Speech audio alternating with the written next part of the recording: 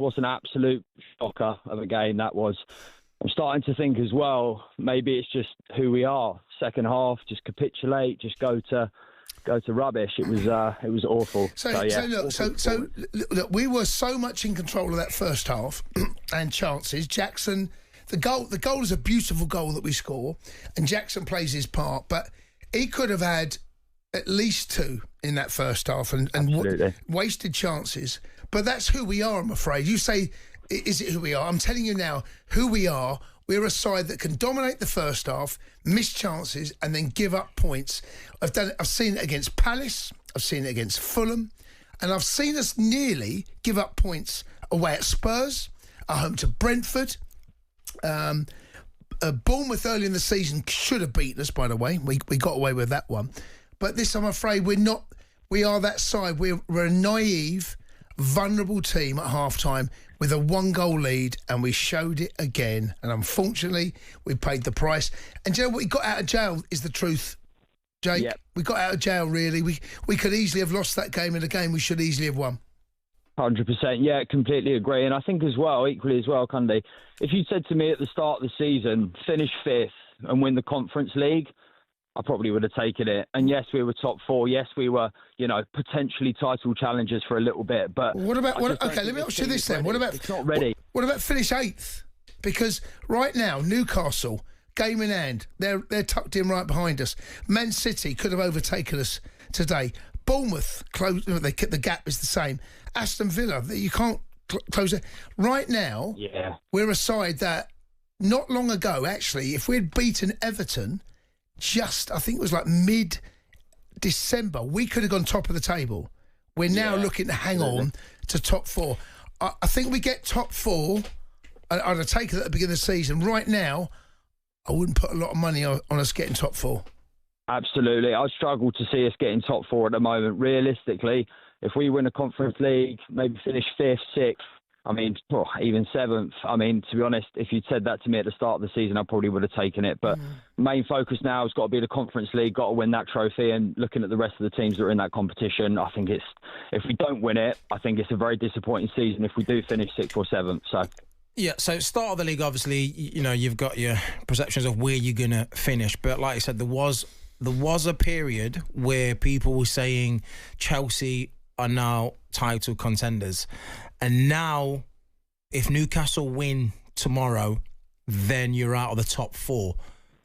Then you've got Man City, who can 2 points. We play them, by the way. Yeah. Next game, I who think will then, if they beat you, you will go behind them. Would this be, from where you were, a disappointing season? If you was to finish out of the top 4? It's a great question, Jam. I think from where we were, yes, of course, there's going to be an element of disappointment. But if you'd asked me at the start of the season, which I think is kind of where we got to take it from, if you'd said to me maybe 5th or 6th, I probably would have taken that. And yes, it's disappointing because I know we've got the quality to do really, really well. But unfortunately, I just think the team is still a little bit immature. It's just not at the standard that it needs to be, pushing for those top 4 places. So, yeah, unfortunately, as much as I'd love to say we want, we should be in top 4, I just don't know if we're at that sort of level of quality at the moment. So, Conference League, on we go, and, up the Chelsea. Jake, safe journey home. Anyone talking about Chelsea win the title is an idiot. No, but there was a period, though, Cundy. Idiot. There was a little period where you was the closest challengers. No, but that doesn't mean that we're in the title race. Well, if you're the only challengers, you're the person the closest to that team who's at top of the league, then you are the challenger. You are in a title race. Will you maintain that? Is a different question to ask. But at that period of time, you were the title challengers. No, we weren't. No, honestly, I can't stress enough. I get what you're saying. But if you're second in the league, let me ask you this, and you're winning 6 games on the run, you're going to think, well, if we continue this, we are in the hunt. I know, but the if was never happening. But the if to lose was we didn't know. No, but it was never happening. I spoke honestly. People are Chelsea. The only people that wanted that, right, were people that didn't watch enough of Chelsea because we were never that team. I watched us. We were two goals up at Leicester. Won it 2-1. 2 goals up against Spurs, won it 4-3. We concede late goals. We concede second-half goals. I think it's one of those league tables that if you didn't watch Chelsea, you go, Chelsea in the title race. If you watch Chelsea, you go, nah, Chelsea in the title. We weren't that team. And I have to say, though, I'm going to be disappointed if we don't get Champions League football. I'll say that much. But the top 5 might get it. How can I be honest?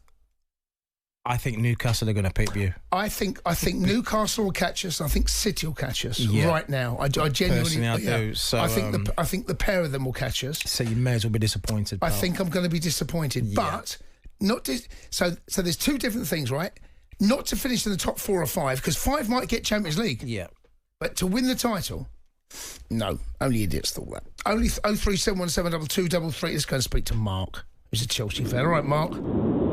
Well, not really. Oh, Mark, I know, mate, I know. Listen, we will win nothing when we've got a manager who is one-dimensional. We play one-dimensional football. It was worked out very easily at Leicester. I've got a friend, a very big Leicester fan, who laughed when we hired him. He clearly doesn't know how to manage a game, and he can't make substitutions. You leave poor Nicholas Jackson on there. I notice he gets a kicking from everybody, but he's got no support. He's got players that don't want to be on the pitch. At half-time, he's clearly giving them red stripe instead of red bull. And I'm afraid the problem is Maresca. But you say if you leave Jackson on, who do you bring on to change the game?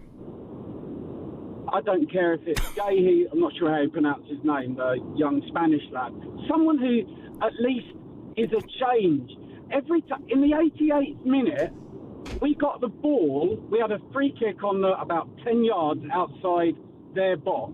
We've made some major tactical move of moving the ball 75 yards backwards. He's inept. I'm sorry, he's inept. We'll win nothing with him as a manager. We'll be lucky to get 8th this season. Sorry, that's the way it is. Let me ask you this then, Mark. Let me ask you this. Where did you think we would finish? Mark? Where do I think we would? No, before the season, because people are asking me, right? I had no idea. Say again? Where did I think?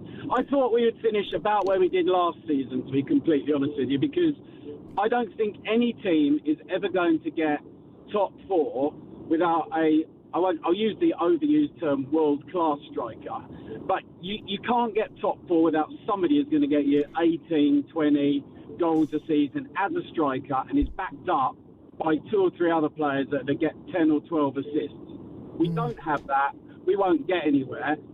Somebody thought that Sterling was the answer a couple of years ago. Well, whoever that is shouldn't be with the club anymore. And he's now warming Arsenal's bench, and we're paying $200,000 a week for that privilege. I'm really sorry. Until we get a class striker and a goalkeeper.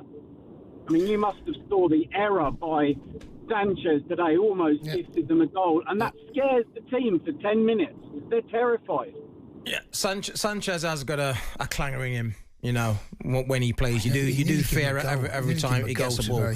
But I do want to say though that you Chelsea fans, there was a point where you're going, right, Nicholas Jackson, he's scoring, he's on a great run, he's found his feet now, he's looked like he's a changed player this season. Now all of a sudden he's like, oh, we need a striker. You're just never happy, are you, Chelsea, mate? You're just never happy. The trouble is, Jackson may well turn out to be a very good striker, and there's a lot of good things to like. The goal he sets up for Palmer, hold up play, pass, brilliant. It's his finishing. His day job. It's his day job. Yeah, he's not day good. job. I've seen enough He's got to take. He could have had minimum 2 goals today. Should have had 2 goals today. I've seen enough of him to take him out of my fantasy football league team. Well, if you got him in there, absolutely not. What? Because I've seen enough. You're not having him in there, but he's a rough diamond. But right now, he's in Nunez. He's in Nunez. He's better than Nunez. He is. That's a debate to have. Well, the numbers will tell you it's not. The Sports Bar with Jamie O'Hara and Jason Cundy. Monday to Thursday nights from 10 on AM, on DAB, via the talkSPORT app and on your smart speaker. talkSPORT.